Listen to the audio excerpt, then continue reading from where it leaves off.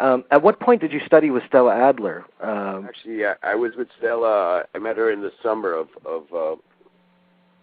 81, actually. And Melanie Griffith and I were, when we were first together, we both we knew about Stella Adler, and we were told by a good friend that she had a great class in the summers in Los Angeles, and she went out. She went out to L.A. in the summers, and mostly taught in New York, of course. Yeah. And she did a class called script analysis, and so we signed up for it, and we're just knocked out by her vision and her style, her expression, and her what were manner. some of the main things that you took from her? Well, she was just so passionate, and she knew human behavior, and she had seen so much. One of the things that was so great about her is that it's just her lifespan and her experience. She was in the theater, and she lived in the theater. She was raised in the theater.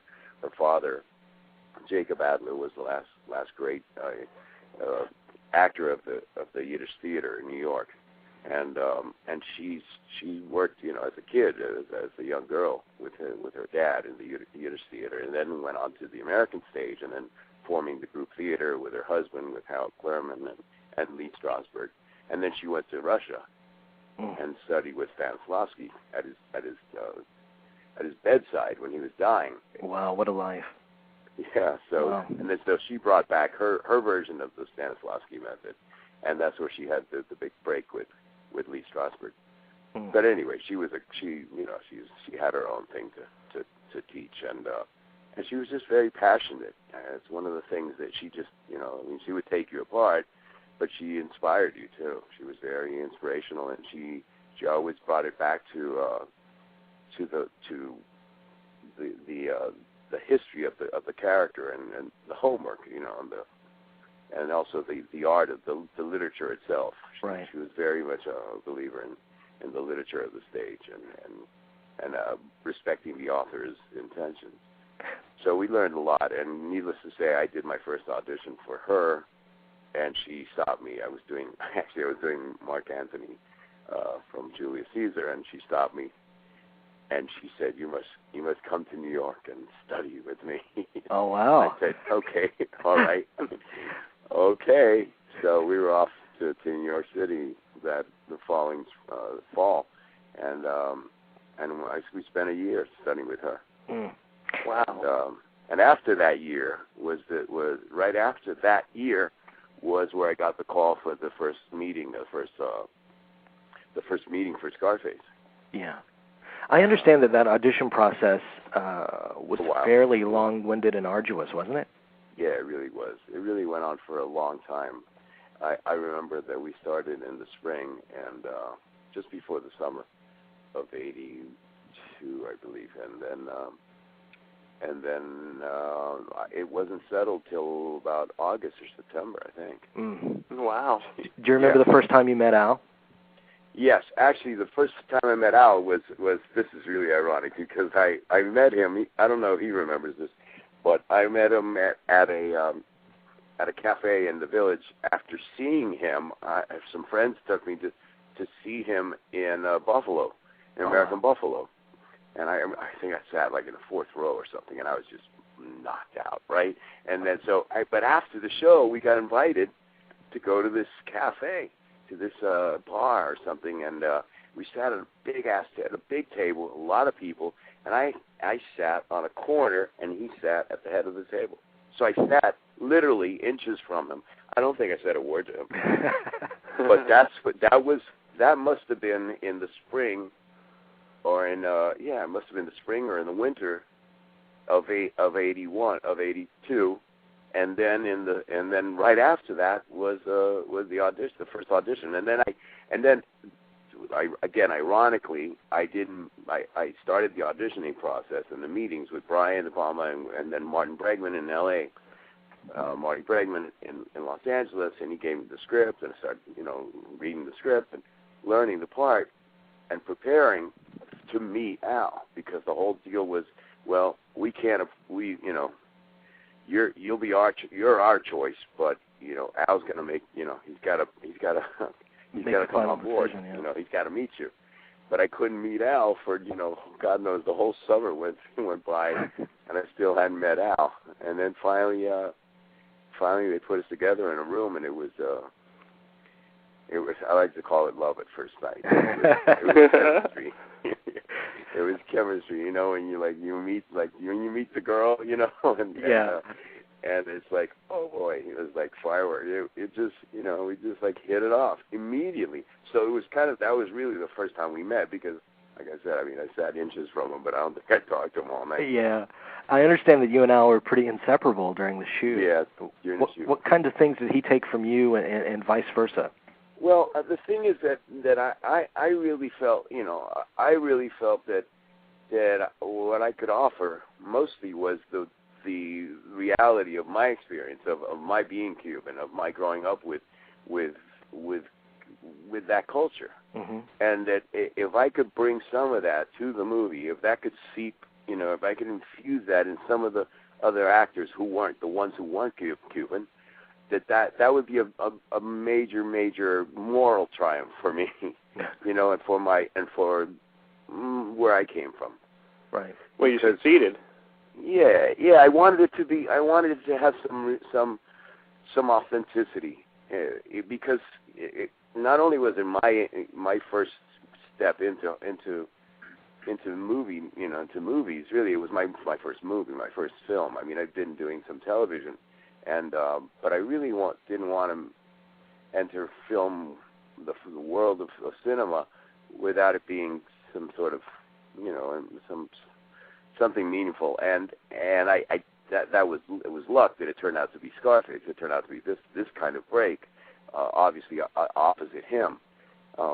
So when and in something that had to do with my culture, and my culture being so weird, to the United States. I grew up as a foreigner. Really, I was an outsider in the United States, and it imbued everything that I was, all my upbringing, being an outsider, as a kid. Luckily, I didn't, I'm not saying for me, because there are many who had it much rougher than I did, because I didn't really look like an outsider. I didn't look that. I don't have, I didn't have, like, as a kid, I had lighter hair, and and I didn't really look like that little Latin kid, so I wasn't picked on that way, but I did have, like, this big name. My dad's name, my dad's family name is Echevarria, and so I did carry, like, this big-ass, long Latin name that nobody could pronounce, and that was a source of tremendous consternation for me in school, because I didn't even want to identify myself. So I was invisible, really, as a kid. I wasn't outgoing. So when I became an actor, when I had the opportunity to do Scarface, I thought, man, it's this movie. It's about Cubans. Finally, I can, like, redeem Cubans in the eyes of, not only, the U.S., but the world, probably. And Bregman, I remember Bregman had told me early on, because there was this possibility that I got an offer to do another film about the same time, right at the same time, and it would have conflicted. And it was a great opportunity. It was a nice film. It was a Canadian film, and it was the lead role, and there were, a lot of people wanted me to do it because it would have been a break, but I was on hold for Al to the big meeting with Al. like that, I had Scarface, but I didn't have it yet. It's like a bird in hand, right? So I had this other film, this Canadian film, and everybody's like, "You're crazy, Steven. You're an idiot. Take the film that's real." And other people were telling, everybody was saying, "You're not gonna get Scarface. You're just deluding yourself." And I said, "No, but," and I'd be like the good boy. I'd be like, "No, but Mr. Bregman said." Mr. Bregman told me I'm going to do Scarface. I just have to meet Al. And they'd be like, "Yes, sure. Yeah, right. Oh, what? You're going to believe Mr. Hollywood producer." Yeah. And you're going to turn down an opportunity like this to star in this great little movie. And I said, "Yeah." And then, so when push came to shove, and I went to Bregman again, and like one more time. I went to him like 10 times. I said, "Please," they're begging me can I give them some sort of like, you know, insurance that I'm not crazy for turning down this other film? And he said, I just want you to think about it. Something. You know, he's got a really deep voice. He goes, I want you to remember this. That movie, that little movie, at the most, it's going to be seen by maybe a few thousand people. Maybe. How many people do you think will see Scarface? He said, just think about that. Scarface, I think it's very safe to say you made the right choice. Yeah, thank God. Yeah. So I turned on the other movie. There's probably a few thousand people watching Scarface right this moment. Yeah, I mean, hey, you know where I am right now? I'm actually parked. I'm parked on the street on Washington, in Miami Beach on Washington Avenue. You know. Yeah. And right by where those shops are that sell the posters and those big ass frame like Scarface kits. Oh yeah. And the action figures, I bet too. I walk by here like when I'm in Miami. I walk down this street and like there's these stores that sell Scarface stuff that's like unlicensed Scarface memorabilia. You know, and there we are, like right in the picture window. And every once in a while, like a friend of mine will like beg me, like to walk into one of the stores, and because he'll want to buy something for, you know, like a friend of mine will want to buy a gift for another of his like Scarface buddies, and so we go in there and choose the thing, and then I sign it, and then I'll sign a few more for the guy in the store. The store guy will freak. He'll be like, oh my God, I can't believe you just like made this like so valuable, you know, coming in and signing it and stuff. Oh, wow. Well, actually, Jerry, you had a question about the original Scarface. I have a question for you, Mr. Bauer. I first of all think that your performance of Manny is like one of the great things in the remake. It just really, you're one of the, like, you're the best friend that anyone would want in that world. Yeah. I mean, you're like the most human character in the whole film. Well, thank you. I mean, it's the one thing I think you actually transcend George Raft's role in the original. I think you actually, because it's more fleshed out, it's a fully realized vision in the Brian De Palma version. But I was curious, because as I've been researching, it turns out that Pacino was initially intimidated about taking on a role that Paul Muni had immortalized at the time. How did you feel about taking on George Raft's part? Was there any sort of intimidation, or? Honestly, this is what I can say about that is that we thought a lot together, you know, like communally thought about the original. Once we had that screenplay by Oliver Stone, it was so, it had a life and a flavor of its own. Guys, the thing is that it was so modern, and the characters were so different that the only thing resembling the original was, again, the roles, the position of the people in respect to each other's lives. They didn't so much resemble them in personality or character. We had that freedom to create new people. Obviously, again, an obvious difference is that we're talking about the 1930s and then the 1980s. Right. You know, so again, modern versus old American, you know, mid 20th century America. Right. America, you know, and also Italian immigrants versus modern Cuban, you know, immigrant thugs, you know, basically. Right. And so there was when I looked at the original, and I did, believe me, I thought about it, and, you know, and there were people, of course, with no modern Scarface before we created it. The only thing people thought about was, hey, you're going to redo the original Scarface, and you know, not a lot of people knew the original Scarface because, as you know, as a student of it, I know you know that it hadn't been seen a lot, especially because it had been basically censored and not seen the light of day a lot with in American pop culture. That's very true. Right. It was something that was like you heard about it. You heard about the original Scarface a lot. You could research it. You could find it, but you couldn't really see it. It wasn't real accessible. So for us, it was like, ooh, wow, the icon, you know. Scarface, and Paul Muni, absolutely. Paul Muni much more so because he was such a brilliant, such a giant of an actor. Right. Muni, but George Raft was more of a movie star, and Raft's character, when I looked at it before I did the movie, I did take a look at the original, and I saw that it was, his role was not even, it wasn't even like a tenth of what I saw on the page. Right. What I was getting the opportunity to take on. I was like, oh man, thank God. I was like, wow. Poor George had almost like a cardboard character. Oh, I agree. To play with. What he created was great because he had a lot of style, and he had that little thing, that thing he did with the flipping the coin. Yeah. He had a thing that he did, and it's funny because there were like a couple of old timers I think at the time when I was like starting the movie, and Al would introduce me to like friends of his, old actors or something. They'd say, this is the guy he's playing, and these actors would be like, oh, you're playing the George Raft role. Are you gonna do the thing? Are you gonna flip the thing with the? Are you gonna flip the coin? And I'm like, no. I was like, I don't think so.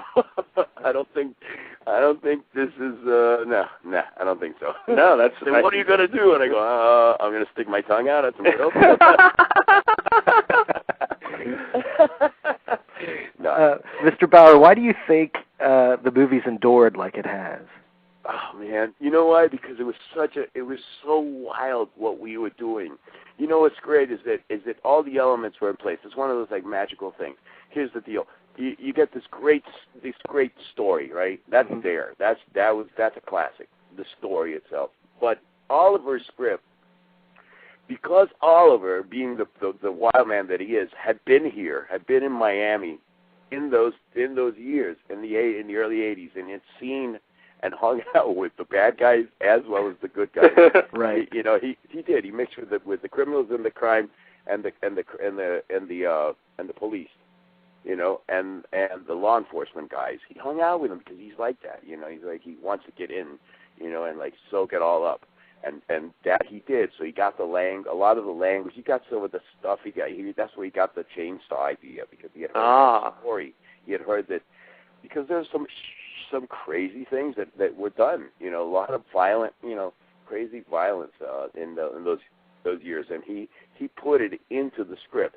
So then you have this great cast that comes together, this ensemble chosen, by a very, very astute and very, very a man with great taste, the producer Marty Bregman, and Brian De Palma, who just had the perfect feel, the perfect sense of style, stylistically. He had the visually, the cinematographer who passed away, John Alonzo, and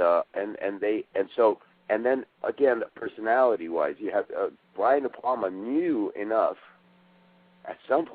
Somehow he knew enough, and he had enough respect for Al, and for the rest of it, and it just passed on to all the actors, the way he dealt with all the actors, that he gave us a lot of room, a lot of freedom to be flamboyant, to be out there on the edge with these characters, to not be careful. So none of the performances are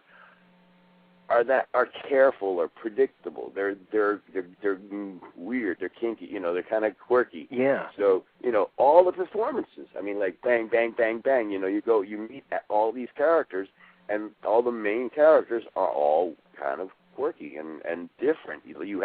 They're not archetypes of characters you've seen in American film up to that point. Yeah. They're brand new, and that's what we were doing every day, every single day. When we got together, we were like, we got to push this. We knew it was different. First of all, we're saying 4-letter words, in every sentence almost, and on every page of the script, we're cursing like no one's ever cursed in American movies. So we know that on the set, and we're saying can you believe well, this is the way we're going to talk through the whole film? This is the dialogue. This we're going to talk, and then we talk like that, and we would talk like that off the set too. We'd be like, Are you kidding me, man? This is what we're doing, you know. And we would be talking like I said, this is the way we're going to talk. What are the people going to think? What's the audience going to think? How's the audience going to react to this? How are the critics going to react? You know, and I used to, every once in a while, I would venture this question, this like philosophical, hypothetical question to Al, you know, and just, you know, even at the risk of him telling me to like bug off or stop thinking about the future, you know, stop thinking about the results. But, you know, but every once in a while we'd finish a scene, we'd come back to his trailer, and we'd just like, whew, it was like, wow, what did we just do? Because we do a lot of takes, so we knew that there was like a lot of material there for Brian and the editors to get into after, you know, for them to choose from. There was going to be a lot of material and a lot of options because we did a lot of takes. And you know, I've been hearing recently. I mean, since then, I didn't run into it, you know, that kind of like many takes, you know, right.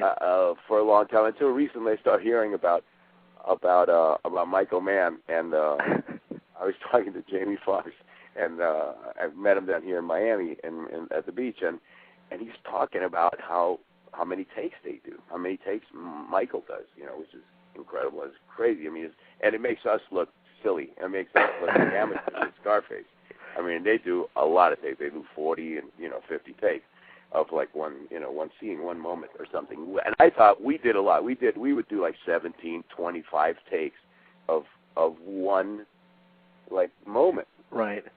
And Brian would give it to him. Yes, you know, I'd say us, but it was, you know, it was Al and me and Omar. I mean, and Murray and Bob Loja. Mm-hmm. You know, and we'd do like the first U, and you know, and you'd think, well, that was it. We got it. Basically, we got the scene, you know. And then Al would like pull me aside and he'd go like, "What do you think?" I say, "It's all right. I think we got it." And he'd say, "I think we need one more." So we go, "Okay, let's do one more." Okay, so he'd go, "Brian, can we do one more?" So we'd do one more, and then it would be like, we'd do like 15 more, you know? Oh, I hear that he's never happier than when he's just working it out, you know? Yeah. Before I let you go, I got to know about his creative process and what you observed from his creative process and learned from him. Well, what I can tell you is this: is that he really, you know, and I was really happy about this because I'd heard people who would tell me all kinds of things to prepare me, and I'm very instinctive, but I'm also a very good student because I had a great teacher with Stella. Stella, she really taught me, and another teacher I had, Harry Master George, taught me to really respect the writer and know what the writer intended, and when it's good writing, you know. When it's, you know, when you're just, you know, improvising, you improvise, you know, right? You know, but the thing about Al is that he really was. We had a very instinctive and a very organic way of going about creating these guys that we were given the opportunity to spend a lot of time together. And so we talked about everything. We could talk about anything as the characters. We talked about our lives. We gave ourselves a history, so that once we walked on the set, we knew who we were, and things could happen. There could be accidents. There could be improvisation within the boundaries of what the intention of the scene was. And Brian De Palma knew enough to let those things happen, to give us a lot of room. And Al always had that. He's always got that a room for something to happen in the scene in that moment. So it's not set in stone, you know. And so it never feels stiff. It never feels stale. You know, you don't like rehearse things to death with him. We just do it, you know. We just do it, and then, you know, we can, and we'll do it a different way, you know, and do it again. It's like it's a really, really great process. Yeah. Well, what's ahead for you? Well, I just finished a really cool movie that I'm starring in. I've got the main role with a young actress who's a Israeli supermodel Her name is Bauer, F.L.E. She's actually also Leonardo DiCaprio's girlfriend. And, oh, wow. Okay. Sweetheart. And the movie's directed by Haim Buzagla, who's a really strong, really creative Israeli director. Mm-hmm. And it'll probably be, you'll probably see it on festival circuit. Probably be ready in November, December this year. Okay. Got another movie coming out this year called From Mexico with Love, with a young actor, Kuno Becker, and that should be out maybe at the end of the summer, hopefully. We'll definitely look forward to those films. And yes. Mr. Bauer, thank you so much for calling in and joining us tonight. Thank you very much. That's proud. Thanks.